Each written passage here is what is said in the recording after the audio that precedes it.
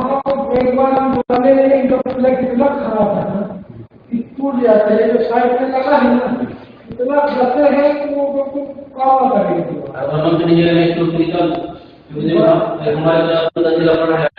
नहीं तो इसके लिए बढ़िया तीन बार आइए ना फोन कर उधर से लेते आएंगे फोन करिए उनको क्लास मन निकाल दूंगा काम में आए दोबारा आगे जाइए। नहीं वहाँ टूट नहीं जाता है कई जगह टूट गया निकालने 2 मिनट लगेगा। तो प्लग क्या होता है जाम हो गया वो होल्डर टूट जाता है होल्डर। और दिवाली अब पूरे बरामदा में किसी लाइटर तो वो भी पर्दे तो रात को सुनने पड़ेगा तो कल वो बंद किए लाइट वाला जिनमें रात नहीं गिरा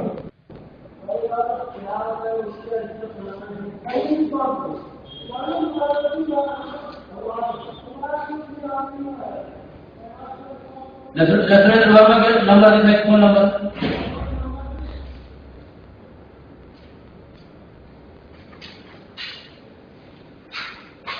अंधेरा में काम थोड़ी चले देखो अच्छा पढ़ने लगा अंधेरे नमस्कार ऐसे लोग बैठे बाकी खाली मत। नमस्कार। आज एमकॉम की कक्षा में हम जिस व्याख्यान पर चर्चा करेंगे वो है computation of total income and tax payable by HUF, Hindu अविभाजित परिवार की कुल आय एवं देय कर की गणना। इस व्याख्यान को हम प्रारंभ करें इसके पहले मैं आप लोगों को अपना परिचय देना चाहूँगा। मेरा नाम है डॉक्टर शैलेंद्र कुमार भारल और मैं कालिदास गर्ल्स कॉलेज में प्रोफेसर के पद के रूप में काम कर रहा हूँ। चलिए हम व्याख्यान स्टार्ट करते हैं। हम सबसे पहले देखें कि हिंदू अविभाजित परिवार के रूप में कर निर्धारण के पहले हमें ये देखना होगा कि जो व्यक्ति के नियम हैं वही हिंदू अविभाजित परिवार के ऊपर लागू होते हैं। आयकर की दृष्टि से निर्धारण के नियम समझने के पूर्व हमें हिंदू अविभाजित परिवार को समझना होगा। हिंदू अविभाजित परिवार का आशय ऐसे व्यक्तियों से है जो एक ही पूर्वज के वंशज हैं। इनमें व्यक्ति और उनकी पत्नियां और बच्चे भी शामिल हैं।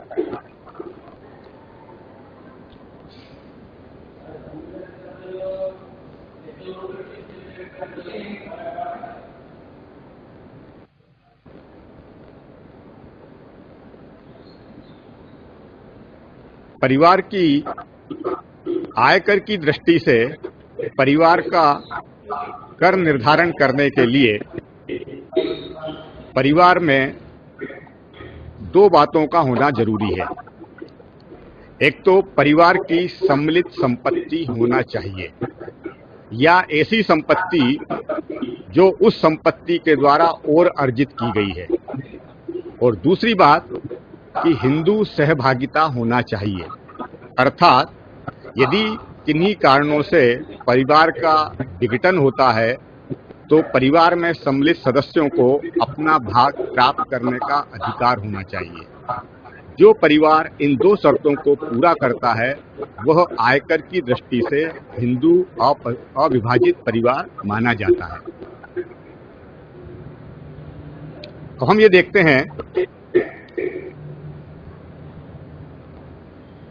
हिंदू विधि के अनुसार संप्रदाय स्कूल ऑफ हिंदू लॉ, इस आधार पर परिवार 2 प्रकार के होते हैं। एक है मिताक्षरा संप्रदाय, Mitakshara school of Hindu law, और दूसरा है दायभाग संप्रदाय, Dayabhaga school of Hindu law.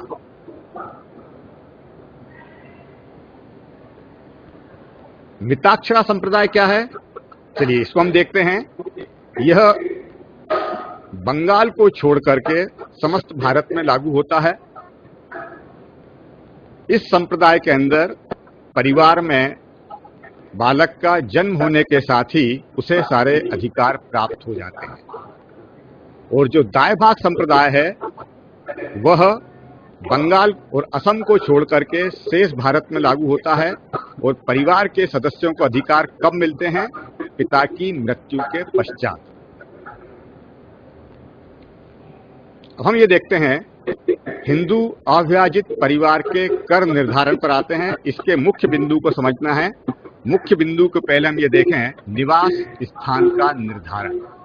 व्यक्ति की तरह डिटर्मिनेशन ऑफ रेसिडेंशियल स्टेटस। एक व्यक्ति करदाता की तरह हिंदू अविभाजित परिवार का निवास स्थान भी 3 प्रकार का होता है। यहां पर आपको ये ध्यान में रखना है कि निवास स्थान का निर्धारण गत वर्ष के संबंध में होता है, कर निर्धारण वर्ष से इसका संबंध नहीं है। पहला है निवासी परिवार, रेसिडेंट। इसके लिए 3 शर्तों का पूरा होना आवश्यक है। पहली शर्त क्या है कि परिवार का जो व्यवसाय का संचालन, प्रबंध और नियंत्रण मुख्य रूप से, पूर्ण रूप से या आंशिक रूप से भारत में स्थित होना चाहिए। और व्यक्ति के लिए जो परिभाषाएं, व्यक्ति के लिए जो शर्तें दे रखी हैं, उनकी जो आखिरी 2 शर्तें हैं वो दोनों इसके साथ पूरा होना चाहिए, जिसे आप बोलते हैं अतिरिक्त शर्त। अतिरिक्त शर्तों के अंदर व्यक्ति के लिए पहली कौन सी है कि परिवार का जो कर्ता है वो पिछले 10 वर्षों में 2 वर्ष भारत में निवासी रहा हो। और दूसरी शर्त क्या है? पिछले 7 वर्षों में 730 दिन भारत में रहा हो। तो जो परिवार या उसका कर्ता इन तीनों शर्तों को एक साथ पूरा करता है वो क्या माना जाता है? आयकर की दृष्टि से निवासी परिवार। दूसरा है असाधारण निवासी परिवार, नॉट ऑर्डिनरी रेसिडेंट। इसमें ऐसे परिवार आते हैं जो पहली शर्त को पूरा करते हैं। यानी पहली शर्त क्या हुई? परिवार का प्रबंध एवं नियंत्रण पूर्ण रूप से या आंशिक रूप से भारत में स्थित हो। और बाकी अतिरिक्त जो 2 शर्तें हैं, 10 वर्ष में 2 वर्ष और 7 वर्षों में 730 दिन, इनमें से कोई एक या दोनों शर्तों को पूरा नहीं करते हैं वो परिवार क्या माने जाते हैं? असाधारण निवासी परिवार। और तीसरा है अनिवासी परिवार, नॉन रेसिडेंट। जो परिवार पहली शर्त को पूरा नहीं करते हैं, यानी जिन परिवारों का नियंत्रण एवं प्रबंध भारत के बाहर किसी अन्य देश से हो रहा है, भले ही परिवार के सदस्य भारत में रहते हैं, तो वो क्या माना जाएगा? आयकर की दृष्टि से वह हिंदू अविभाजित परिवार, अनिवासी परिवार माना जाएगा। उदाहरण के लिए कि मान लीजिए परिवार में एक कर्ता है और 4 उसके सहभागी सदस्य हैं और वो कनाडा के अंदर व्यापार करते हैं। परिवार के सदस्य भारत में रहते हैं, भारत में निरंतर रूप से आते रहते हैं, लेकिन वो आयकर की दृष्टि से क्या माना जाएगा? अनिवासी परिवार, क्योंकि उसका प्रबंध एवं नियंत्रण कहाँ है? कनाडा से है। चलिए, दूसरी महत्वपूर्ण बिंदु हमें क्या ध्यान में रखना है? सकल कुल आय की गणना। एक हिंदू अविभाजित परिवार की सकल कुल आय की गणना के अंदर एक परिवार जितने साधनों से, सोर्स से आय अर्जित करता है, उसके टोटल कितने हैं? 4 शीर्षक हैं। पहला है मकान संपत्ति से आय, इनकम फ्रॉम हाउस प्रॉपर्टी। इस शीर्षक के अंतर्गत परिवार के ऐसे मकान आते हैं जो पूर्वजों की संपत्ति या पूर्वजों के द्वारा बनाए गए हैं, उनकी संपत्ति से क्रय किए गए हैं और जिन्हें किराए पर उठाया गया है।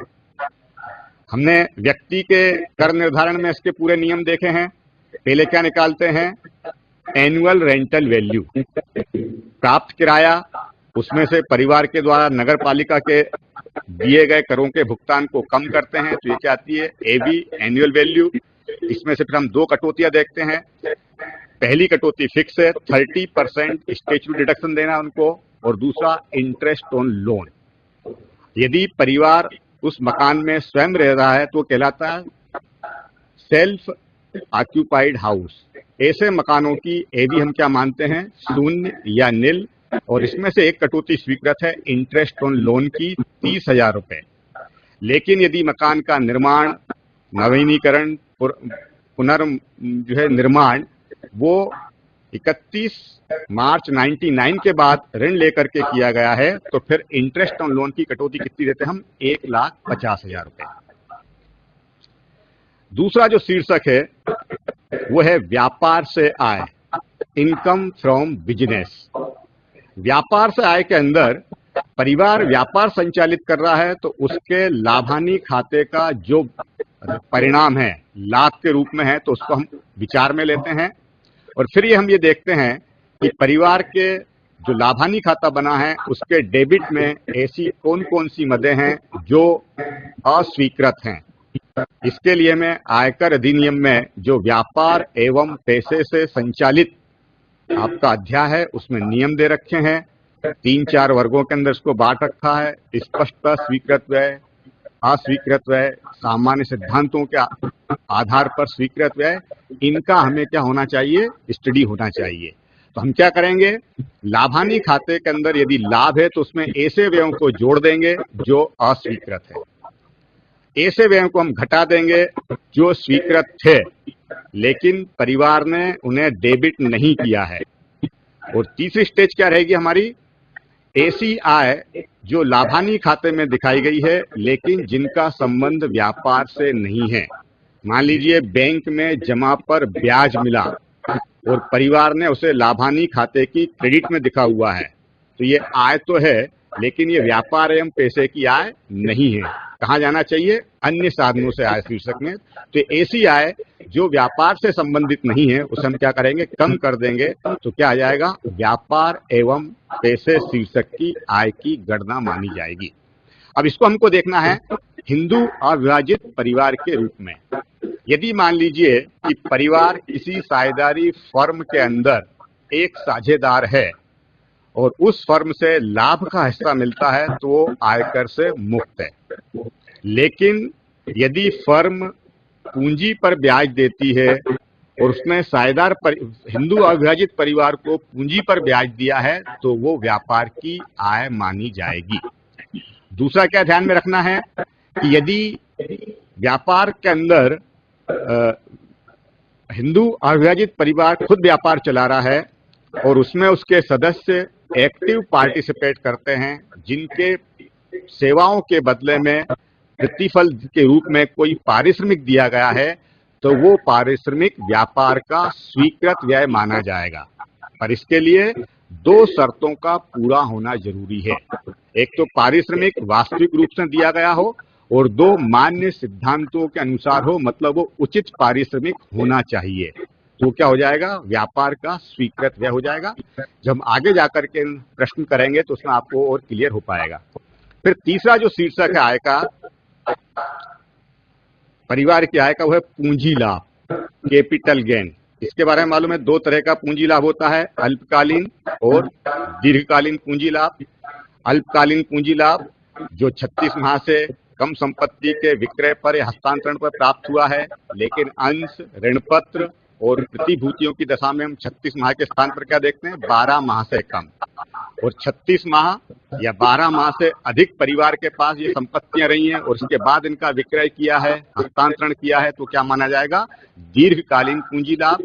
इसके लिए हम क्या देखते हैं? कास्ट इन्फ्लेशन इंडेक्स के आधार पर इसका हम टैक्सेबल पूंजी लाभों की गणना करते हैं। जो आगे प्रश्न में आएगा उस वक्त हम इसे समझेंगे विस्तार से। अभी हमको ये ध्यान में रखना है पूंजी लाभ शीर्षक में भी परिवार को आय हो सकती है। और अगला जो हेडिंग है वो है अन्य साधनों से आय, इनकम फ्रॉम अदर सोर्सेस। देखिए, ऊपर की जो आय हैं उनकी परिभाषा स्पष्ट है कि इनमें मकान संपत्ति से किराए पर उठाया है तो कहाँ जाएगा? वो इनकम फ्रॉम हाउस प्रॉपर्टी में। और मकान के विक्रय से लाभ है तो कहाँ जाएगा? कैपिटल गेन में। अदर सोर्स की परिभाषा स्पष्ट है एकदम। ऐसी कोई आय जो इन 3 शीर्षकों के अंतर्गत नहीं आ रही है वो कहाँ जाएगी? अन्य साधनों से आय। प्रतिभूतियों पर ब्याज मिला है, लॉटरी से आय है, बैंक से ब्याज मिला है, तो ये कहाँ जाएगा? अन्य साधनों से आय। तो इसका हेडिंग स्पेसिफिक नहीं है, लेकिन परिभाषा इसकी क्या है, विशिष्ट है कि ऐसी कोई आय जो किसी शीर्षक में नहीं जा रही है वो कहाँ जाएगी, अन्य साधनों से आय शीर्षक में। तो दूसरा बिंदु हुआ परिवार की सकल कुल आय की गणना, उसमें ये हेडिंग रहेंगे। इस समय क्लियर हो रहा है कि हिंदू अविभाजित परिवार को वेतन शीर्षक से आय नहीं होती है। अगली बात जो हमें ध्यान में रखनी है वो है सकल कुल आय व्यय से कटौतियां। मैं ये मान के चल रहा हूं कि जो लोग इस एमकॉम में टैक्सेशन ग्रुप लिया उनका बीकॉम में आयकर अप्रत्यक्ष कर वो पेपर आपके रहे होंगे, इसलिए इसकी बेसिक इंफॉर्मेशन आप लोगों को है। हम क्या निकालते हैं, कुल आय की गणना। कुल आय की गणना के लिए क्या करते हैं, पहले computation of gross total income, जो इन आय का जो टोटल है वो कहलाएगा gross total income in heads का, और इसमें से कुछ कटौतियां मिलती हैं। सामान्यतः कटौतियां कितनी है, धारा 80C से लेकर के 80U तक, लेकिन आपको ये देखना है कि सारी कटौतियां सारे करदाताओं को नहीं मिलती हैं। हमें हर करदाता को ध्यान में रखना पड़ेगा कि कौन सी कटौती किस करदाता के लिए पात्र है। तो यहाँ आपको ये देखना पड़ेगा कि HUF को कौन कौन सी कटौतियां आयकर अधिनियम या आयकर प्रावधानों में स्वीकृत है। उसमें हम देखते हैं number 1, deduction under section 80C। यदि परिवार अपनी आय में से अपने सदस्यों के जीवन बीमा कराता है और उनकी प्रीमियम का भुगतान करता है आय में से, तो उस पर कटौती मिलेगी। NSC उसने क्रय किया है, PPF पब्लिक प्रोविडेंट फंड के अंदर, म्यूचुअल फंड के अंदर कोई राशि जमा की गई है, या बैंक से ऋण लेकर के मकान का निर्माण, पुनर्निर्माण, मरम्मत कराई गई है, तो उसका जो प्रिंसिपल अमाउंट है वो क्या होगा, धारा 80C के अंदर कटौती योग्य है। और जो इंटरेस्ट का अमाउंट वो कहाँ मिल गया, अभी इनकम फ्रॉम हाउस प्रॉपर्टी के अंदर मिल गया। तो आपको देखना है कि जो रीपेमेंट परिवार बैंक लोन के अगेंस्ट कर रहा है उसके दो हिस्से रहते हैं, एक प्रिंसिपल अमाउंट और एक क्या है, इंटरेस्ट अमाउंट। तो प्रिंसिपल अमाउंट किसमें इंक्लूड करेंगे हम, सेक्शन अंडर सेक्शन 80C के अंदर। इसमें क्या है, भुगतान की गई राशि, कटौती की पात्रता कितनी है, भुगतान की गई राशि या अधिकतम कितना है, 1 लाख रुपए। अगर मान लीजिए इसमें निवेश की राशि 70,000 है तो 1 लाख की कटौती नहीं मिलेगी। कितना मिलेगा, 70,000। और 1,20,000 निवेश किया है तो 1,20,000 कटौती नहीं मिलेगी। अपर लिमिट कितनी होगी इसकी, ₹1 लाख। दूसरी कटौती जो परिवार को मिलती है वो है धारा या डिडक्शन अंडर सेक्शन 80DD। ये किसके ऊपर है, payment of medical insurance premium. यदि चिकित्सा बीमा करवाया गया है और इसकी प्रीमियम का भुगतान किया गया है तो 15,000 रुपए। सीनियर सिटीजन, यदि परिवार के किसी सदस्य की उम्र 60 वर्ष या इससे अधिक है और उनके मेडिकल इंश्योरेंस की प्रीमियम दी गई है तो कटौती कितनी मिलेगी, 20,000। Next, deduction under section 80DD। ये किसके लिए है, यदि परिवार का कोई सदस्य आश्रित है और टोटली परिवार के ऊपर डिपेंड है तो इस पर कटौती कितने हैं, फिक्स 50,000 रुपए। यदि कोई क्रॉनिकल डिसीज है, गंभीर बीमारी है, तो फिर कटौती की जो सीमा है वो कितनी है, 1 लाख रुपए। क्लियर, ये कटौती क्या लिखा, फिक्स, स्थिर है।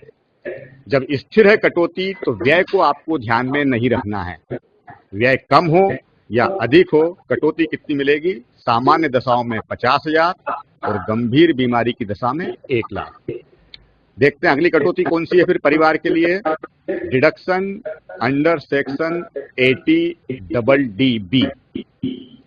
ये किसके लिए है, मेडिकल ट्रीटमेंट के लिए। देखिए 80DDDB ये सीधे चिकित्सा से संबंधित है, लेकिन इन तीनों कटौतियों के अंदर पर्याप्त अंतर दिया हुआ है।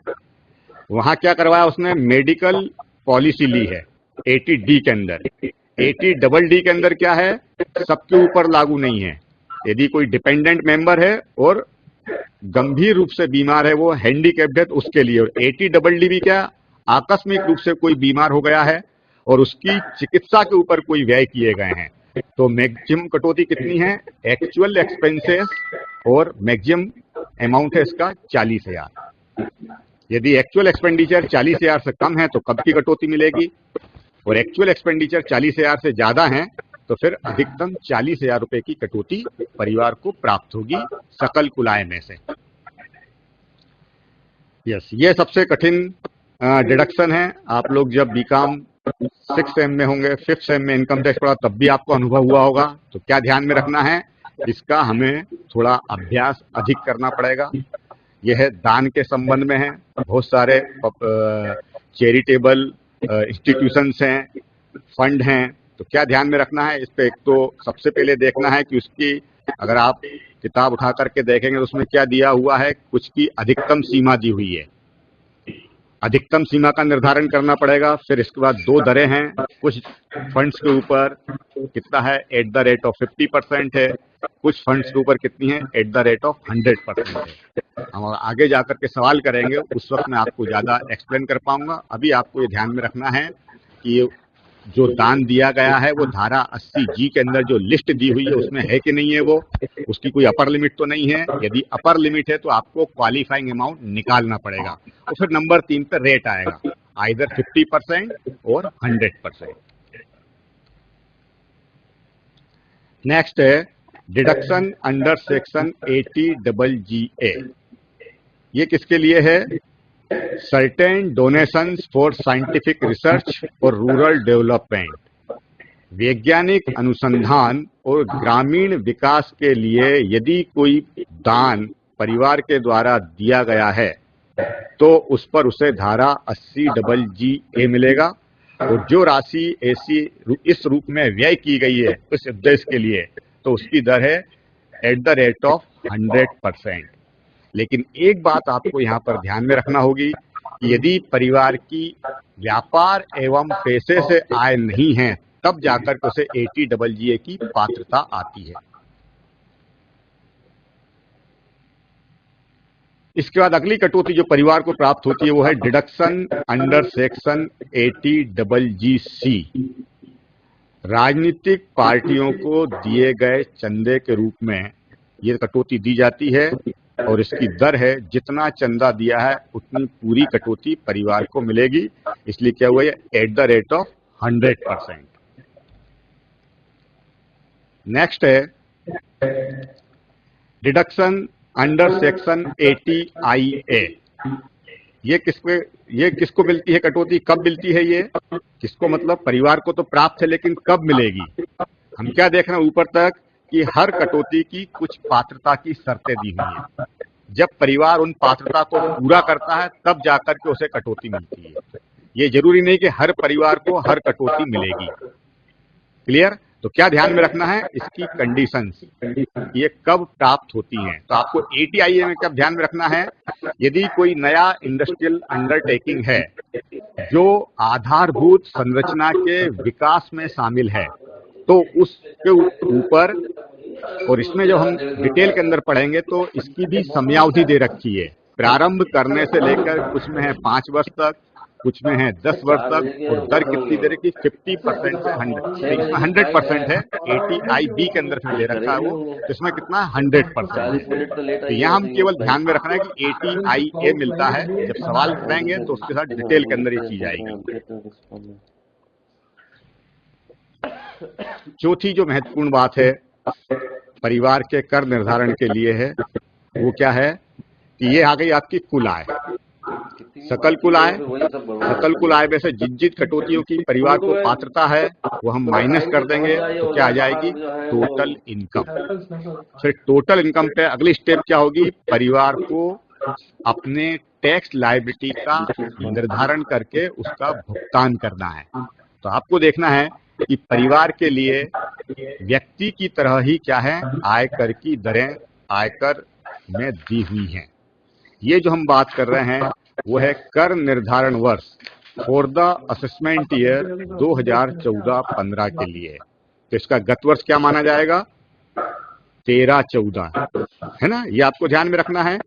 जिस वर्ष आय कमा रहा है वो कहलाएगा गत वर्ष, और कमाई गई आय पर जिस वर्ष में कर का भुगतान किया जा रहा है वो क्या कहलाएगा, कर निर्धारण वर्ष। दोनों ही वर्षों की अवधि क्या है, फ्रॉम 1 अप्रैल टू 31 मार्च। ये ध्यान में रखना आपको।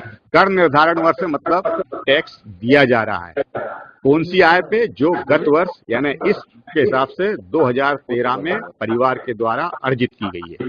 देखिए क्या है कर की दरें। मैंने आपको बताया व्यक्ति की तरह ही परिवार की, हिंदू अविभाजित परिवार की आय कर की दरें हैं। पहले 2 लाख तक कोई कर नहीं देना है ना। जब आप किताब में देखें उसमें क्या रखा, 2 लाख तक नील, 5 लाख तक 10%, 10 लाख तक 20% और 10 लाख से ऊपर दिया तो कितना है 30%। लेकिन जिसको हम बाइफरकेट करेंगे तो कैसे करेंगे, 2 लाख तक नील, तो नेक्स्ट कितने कर जाएंगे 3 लाख। 5 लाख में से 2 लाख आप माइनस करेंगे तो 2 लाख 1 से लेकर के 5 लाख रुपए तक एट द रेट ऑफ 10%, फिर 5 लाख 1 से लेकर के 10 लाख तक एट द रेट ऑफ 20% और 10 लाख से ऊपर की आय के ऊपर कितना का परिवार कर देगा 30% की दर से परिवार कर का भुगतान करेगा। ये भी आपको ध्यान में रखना है कि जब आप टोटल इनकम निकालेंगे तो टोटल इनकम में आपको ये देखना है कि टोटल इनकम में परिवार की कोई ऐसी आय तो शामिल नहीं है जिसका संबंध दीर्घकालीन पूंजी लाभों से या आकस्मिक आय जो इनकम फ्रॉम अदर सोर्सेस के अंदर हो सकती है, जैसे लॉटरी, हॉर्स रेस एक्सेट्रा। पहले आपको इनको माइनस करना है, इनको आप उस स्लैब में नहीं लेंगे। तो सबसे पहले हम इन्हीं के ऊपर टैक्स लगा देंगे। LTCG के ऊपर कितना eight the rate of 20%, other casual income के ऊपर कितना 30%। ये टैक्स कैलकुलेट करने के बाद टोटल आय में से इस आय को आप माइनस कर दें, जो आय बचेगी फिर उस पर 10, 20, 30% जैसा एप्लीकेबल हो रहा है उस हिसाब से हम कर निकालेंगे। 1% करना पड़ेगा ना।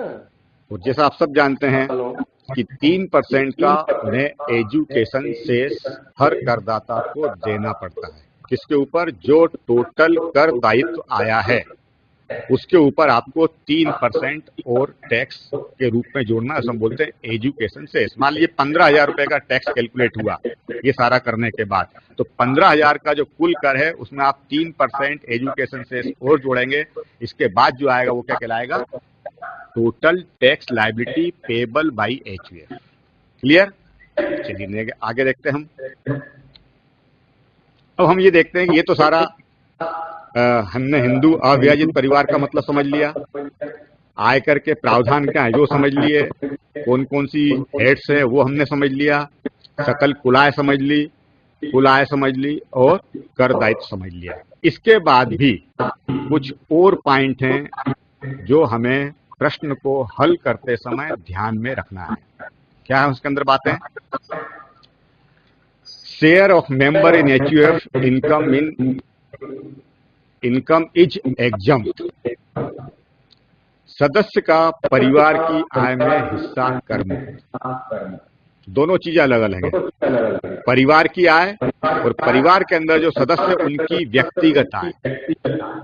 अगर मान लीजिए कि जो परिवार का सदस्य परिवार की आय के में योगदान देने के साथ साथ अपने पर्सनल एफर्ट से भी कोई अतिरिक्त आय अर्जित कर रहा है तो वो परिवार की आय में आपको शामिल नहीं करना है। फॉर एग्जाम्पल कि मान लीजिए परिवार का जो कर्ता है वो किसी कंपनी के अंदर संचालक है पर्सनल कैपेसिटी के अंदर, और उसे कंपनी से डायरेक्टर फी के रूप में कोई रेम्यूनरेशन मिल रहा है तो वो परिवार की आय नहीं है।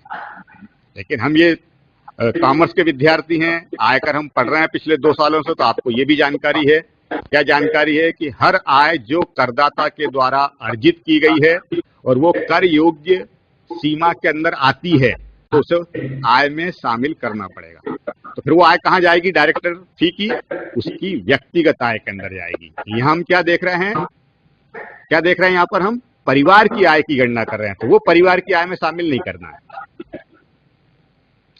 दूसरी बात है कुछ और जो ध्यान में रखना है, ऐसी आय भी हैं जो परिवार की आय नहीं मानी जाएगी, incomes which can not be included in HUF income.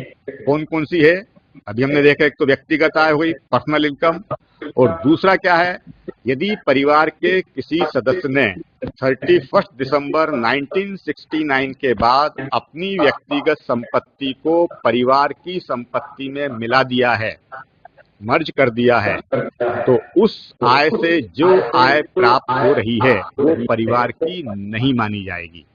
किसकी मानी जाएगी? वो उस सदस्य की या उस व्यक्ति की आय मानी जाएगी। यदि मान लीजिए वो अवयस्क है तो उसके पिता की या माता की या इन दोनों में से जिसकी इनकम ज्यादा है उसके इसमें शामिल की जाएगी। ये कुछ महत्वपूर्ण बिंदु थे जो हमें सवाल हल करते समय ध्यान में रखना पड़ेंगे। अब हम आते हैं क्वेश्चन के ऊपर। क्लियर? अभी तक क्या था हमारा? ये थ्योरेटिकल या सैद्धांतिक पक्ष था। अब हम जा रहे हैं सीधे एक प्रश्न के माध्यम से कि हम किस प्रकार से एक परिवार की आय की गणना करेंगे।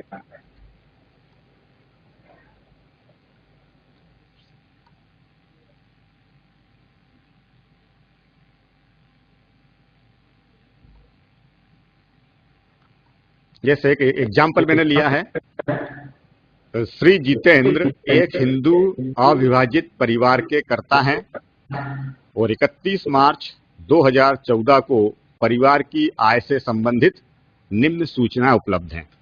क्या क्या सूचनाएं देखें।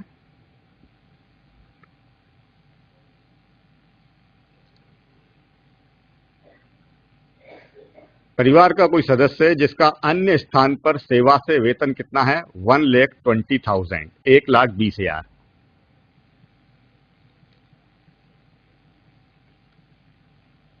ये मुझे लगता है थोड़ा सा गैप इसके अंदर कम हो गया है, फिर भी आपको समझ में आ रहा होगा।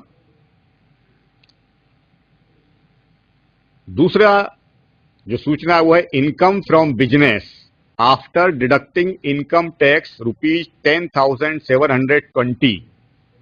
कितनी है business income? 3,91,000 after deducting income tax ₹10,720।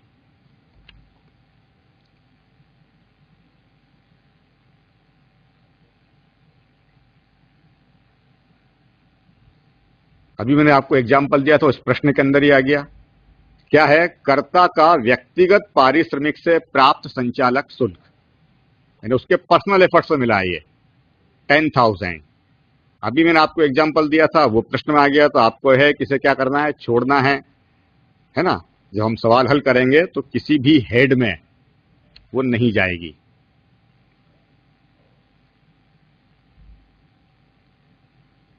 Yes, next है मकान संपत्ति का प्राप्त किराया।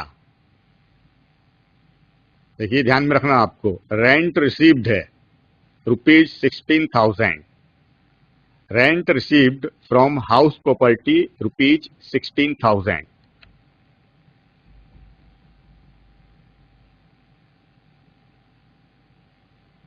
नेक्स्ट है संपत्ति का नगर पालिका कर, municipal tax of the property ₹1,600, 1,600।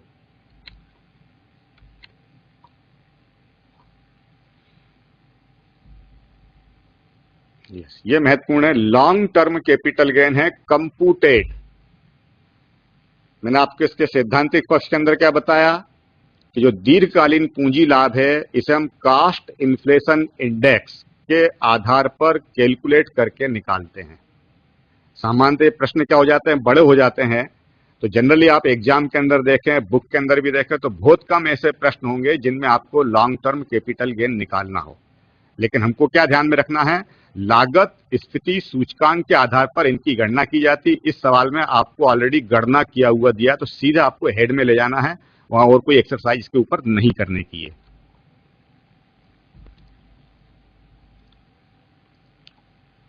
Yes, dividend from Indian company ₹11,500। भारतीय कंपनी से लाभांश कितना है? 11,500।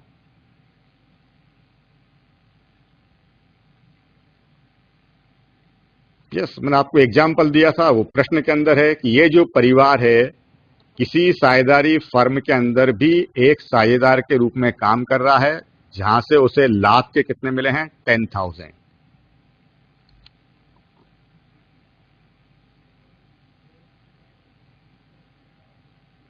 नेक्स्ट है एक अनुमोदित संस्था को दान,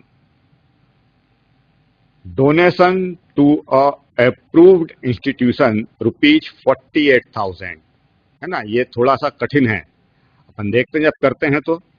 जानबूझ के मैंने इसको प्रश्न में इंक्लूड किया है ताकि आप क्वालिफाइंग अमाउंट की गणना को अच्छे से समझ सकें।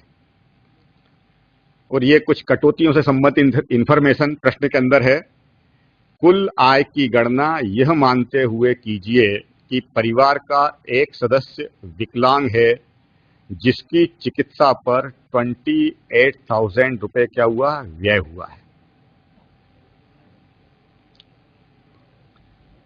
मैं समझता हूं आप लोगों ने नोट कर लिया होगा सवाल ये।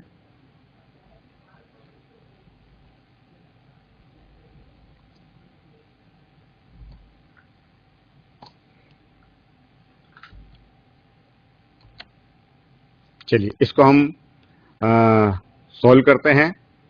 हर प्रश्न को आप सॉल्व करने के पहले उसका हेडिंग लिखेंगे। और मेरा आप लोगों से आग्रह है कि मैंने पहले भी अपने लेक्चर्स के अंदर बताया है कि यहाँ जो परिपाटी है वो आखिरी के 5 या 10 मिनट के अंदर क्वेश्चन आंसर सेशन की है, लेकिन ये हमारा न्यूमेरिकल का पेपर है। तो आप प्रश्न के साथ ही, हम चूंकि सैद्धांतिक पक्ष छोड़ करके प्रैक्टिकल एस्पेक्ट के ऊपर आ चुके हैं, तो यदि कोई डाउट हो आपको या कोई आपकी जिज्ञासा हो कि ऐसा क्यों हो रहा है तो आप पूछ सकते हैं।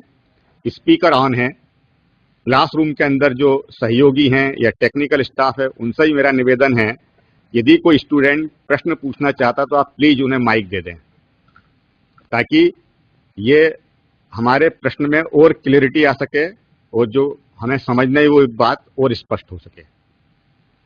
चलिए तो पहले आप हेडिंग लिख लें, computation of total income of HUF for the assessment year 2014-2015, 2014-15 कर निर्धारण वर्ष के लिए।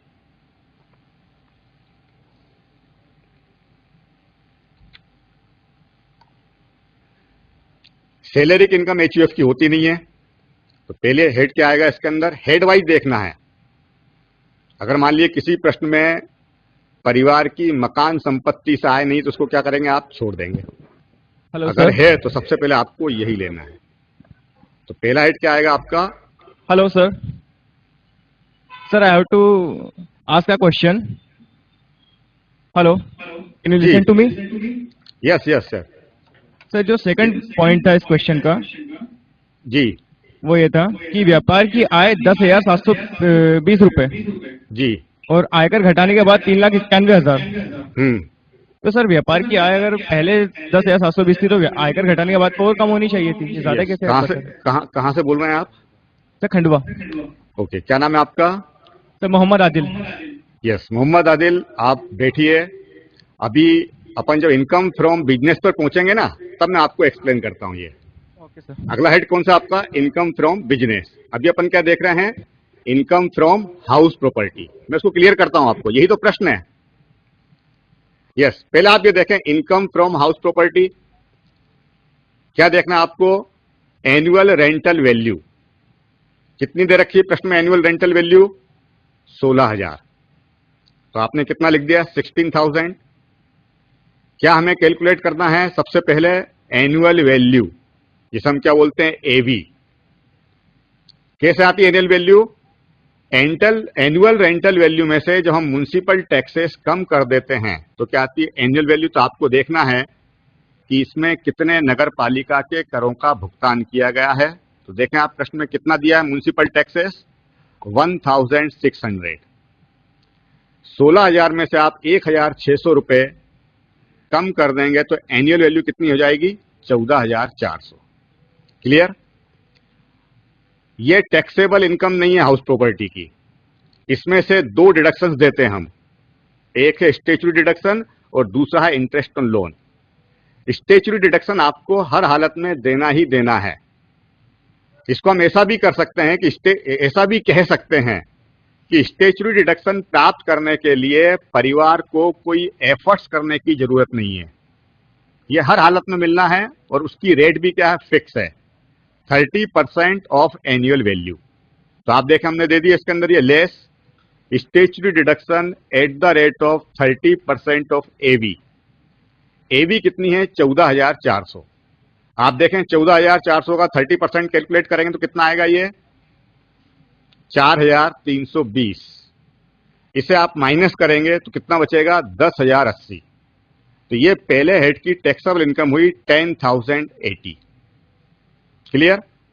आपको समझ में आता जाए तो हम आगे बढ़ते जाएं। अब ये आदिल का प्रश्न आ गया, इसका मैं जवाब देता हूं। क्या है दूसरा हेड उसका? परिवार का इनकम फ्रॉम बिजनेस। बिजनेस की जो कुल इनकम है वो है 3,91,000। ये 3,91,000 कब आई है? 10,720 रुपए आयकर घटाने के बाद। उस प्रश्न का या उस लाइन का जो मतलब है वो क्या है?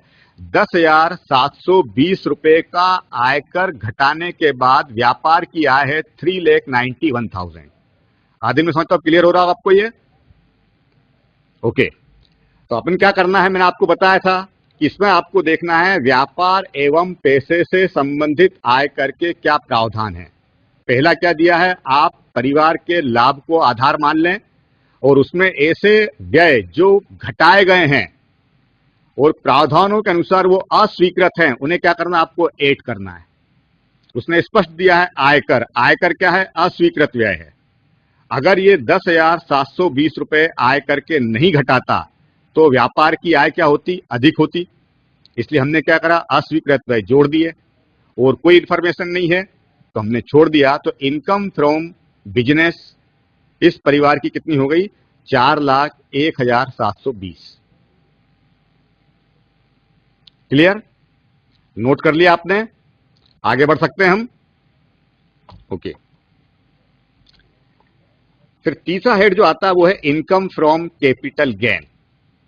हमने लिख दिया इनकम फ्रॉम कैपिटल गेन।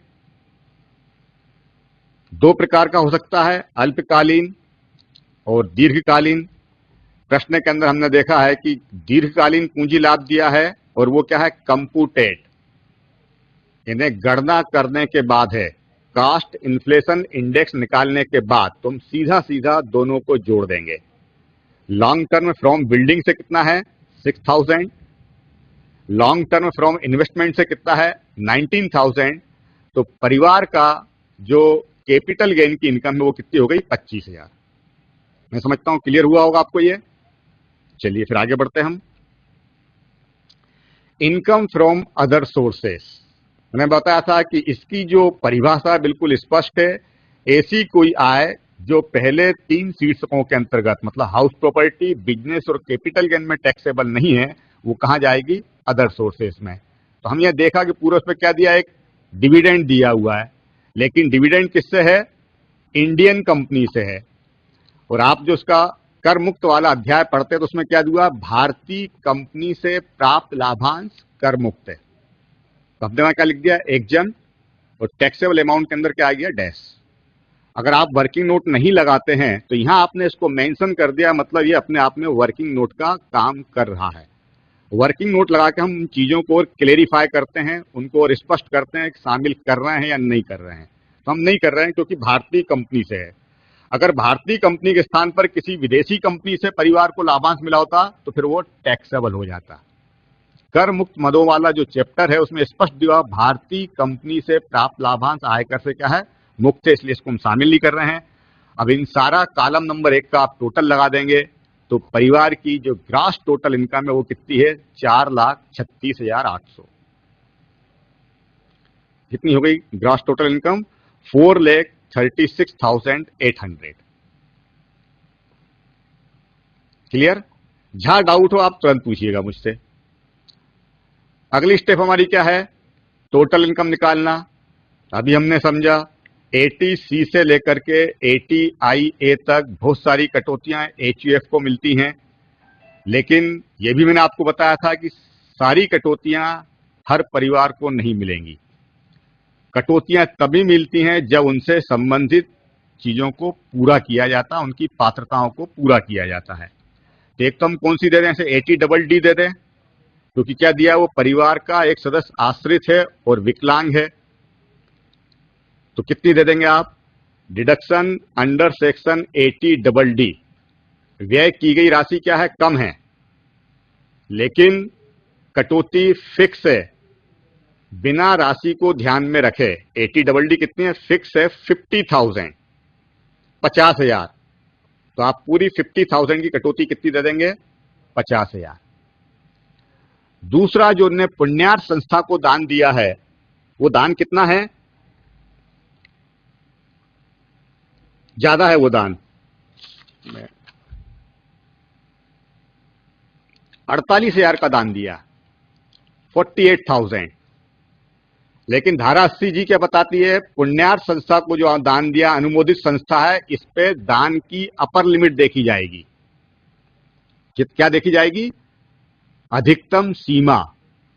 48,000 पे उसे कटौती नहीं मिलेगी, क्योंकि इसकी अधिकतम सीमा कितनी आ रही है? 36,180 रुपए आ रही है। और जो पुण्यार्थ संस्था को दान दिया गया, उस पे दान की दर है @50%। कितना? 50%। तो 50% से कितना हो जाएगा? 36,180 कर 50% से 80,090, 18,090। ये कैलकुलेशन में आपको आगे बता रहा हूं, अभी आप प्लीज इतना नोट कर लें। क्या नोट कर लें आप? 80G @50% ऑन क्वालिफाइंग अमाउंट, संक्षेप में हम क्या लिखते हैं? QA, क्वालिफाइंग अमाउंट ₹36,180, दर है 50%। तो टोटल डिडक्शन इसे 80G का मिलेगा, वो कितना होगा? 18,090। कितना होगा? 18,090। तो टोटल डिडक्शन जो इस परिवार को मिले वो है 68,090। आप इसे माइनस करेंगे तो टोटल इनकम कितनी आ जाएगी? है 3,68,710, 3,68,710। ये आपका सवाल कंप्लीट हुआ। अब हम आते हैं जो 80G को लेकर आपको डाउट है कि साहब ये अमाउंट कैसे आया? कितना? 36,180। तो इसका आप ये वर्किंग नोट के अंदर लिखें कि धारा 80G पर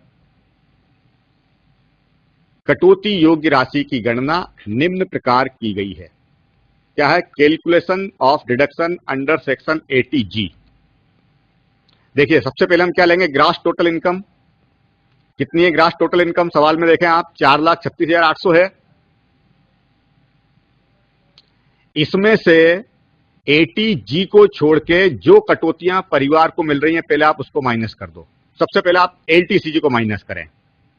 आप देखें ग्रास टोटल इनकम में क्या दीर्घकालीन पूंजी लाभ भी है? यदि है तो आप पहले उसे माइनस करेंगे। इस सवाल में है कितना है LTCG? 25,000 का, तो हमने माइनस कर दिया लेस LTCG 25,000। और क्या माइनस करना है? Other deduction except 80G। धारा 80G को छोड़कर की जो अन्य कटौतियां वो माइनस कर देंगे। वो कौन सी दे रहे हैं हम? 80DD दे रहे हैं 50,000 की। तो ये टोटल कितना माइनस हो जाएगा? क्वालिफाइंग अमाउंट निकालने के लिए 75,000 आप माइनस कर देंगे, तो क्वालिफाइंग अमाउंट कितना बचेगा? 3,61,800, 3,61,800। यह है क्वालिफाइंग अमाउंट। अब इसका 10% आपको लेना है। 10% ऑफ क्वालिफाइंग अमाउंट कितना हो जाएगा? 36,180, 36,180। क्लियर? दान कितना दिया उसने? 40,000 का दिया था, लेकिन क्वालिफाइंग अमाउंट क्या है? कम है। अगर क्वालिफाइंग अमाउंट कम है तो आपको कम पर कटौती देना है, और यदि क्वालिफाइंग अमाउंट की राशि ज्यादा निकलती है तो दिए गए दान की राशि पर देना है। दान कितना था? यहां पर देखेंगे आप तो 48,000 का था, और अगर मान लीजिए क्वालिफाइंग अमाउंट 50,000 निकलता तो आप फिर 48,000 पे कटौती देते। क्लियर? तो ये सवाल क्या होता है आपका कंप्लीट। या मेरा समय पूरा हो रहा है। एक क्वेश्चन और लेकर के आया था, किसी और देखेंगे इसको। आपको आप चाहें तो कोई क्वेश्चन नोट कर लें, घर पे करके देखें फिर इसको आप। निम्नांकित जानकारी से कर निर्धारण वर्ष 2014-15 के लिए एक हिंदू अविभाजित परिवार के कर दायित्व की गणना कीजिए।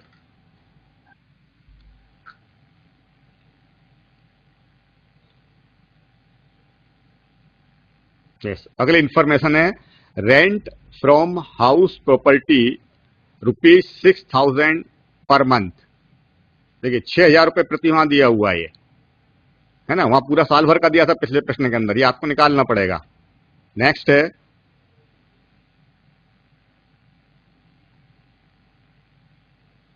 Municipal valuation 50,000। ये काय के लिए दिया है आपको? कंपेयर करने के लिए, है ना।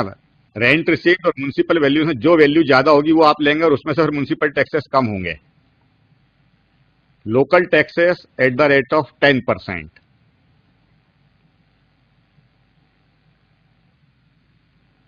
Local taxes eight the rate of 10%। अगली इंफॉर्मेशन है income from business ₹2 lakh.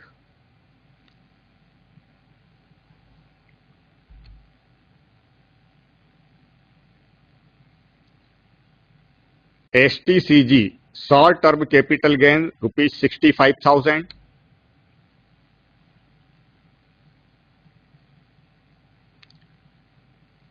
LTCG ₹30,000। Long term capital gain 30,000।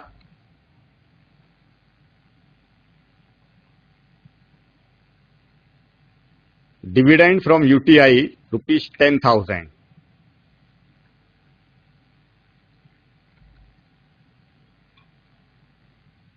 और ये कटौती देना पड़ेगी आपको धारा 80C की, लाइफ इंश्योरेंस प्रीमियम पेड ₹4,000। अब मैं आपको, चूंकि समय पूरा हो रहा है तो सवाल तो नहीं कर पाएंगे, पर मैं आपको ये PPT खोल के बताता हूं, इससे आप सिर्फ मोटी बातें नोट कर लें। Yes, income from house property आपकी आना चाहिए 46,900। ये नोट कर लें, फिर घर पे जाकर के देखें इसको आप। बाद में आपको अपना कॉन्टेक्ट नंबर देता हूं, मुझसे पूछ सकते हैं अगर आपको नहीं आ पाता है तो। बिजनेस की इनकम आ जाएगी 2 लाख, है ना। हेडिंग आप नोट कर लें, हाउस प्रॉपर्टी की taxable income 46,900, business income 2 lakh, income from capital gain 95,000, other sources में कुछ नहीं है, तो आपका ग्रास टोटल इनकम हो जाएगा 3,41,900। 4,000 का डिडक्शन देने के बाद टोटल इनकम बचेगी कितना? 3,37,900। आप ये नोट करते जाएं, आप करेंगे तो आपको आएगा सवाल। GTI 3,41,900, TI total income 3,37,900। और फिर मैंने आपसे इसमें टैक्स भी पूछा है, पहले आप LTCG पे दे देंगे। टोटल जो टैक्स आएगा इसमें वो आएगा 17,294। कितना आएगा? 17,294। 17,294 रुपए का टोटल टैक्स परिवार को पे करना होगा, जिसका ये आपकी डिटेल दी हुई है। घर पे जाकर के आप होमवर्क रूप में सवाल करेंगे तो आपको बराबर आना चाहिए ये। तो इस हिसाब से ये सेकंड सवाल आपका कंप्लीट होता है, जो आपको घर पे जाकर के और करना पड़ेगा। जो इनकम है वो राउंड ऑफ करना पड़ती है 10-10 की डिजिट में। ये 4 है तो 4 हट जाएंगे, 290 रहेगा, 17,290। ये रेफरेंसेस हैं जिनके माध्यम से आप थोड़ा सा अपने अध्ययन को और अच्छा बना सकते हैं, कर सकते हैं। ये वाली जो किताब है वो हिंदी और इंग्लिश मीडियम दोनों के अंदर उपलब्ध है।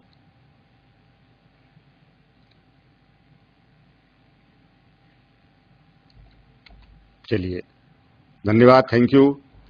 अगर कोई डाउट हो तो आप मेरे इस कांटेक्ट नंबर पर मुझसे संपर्क कर सकते हैं।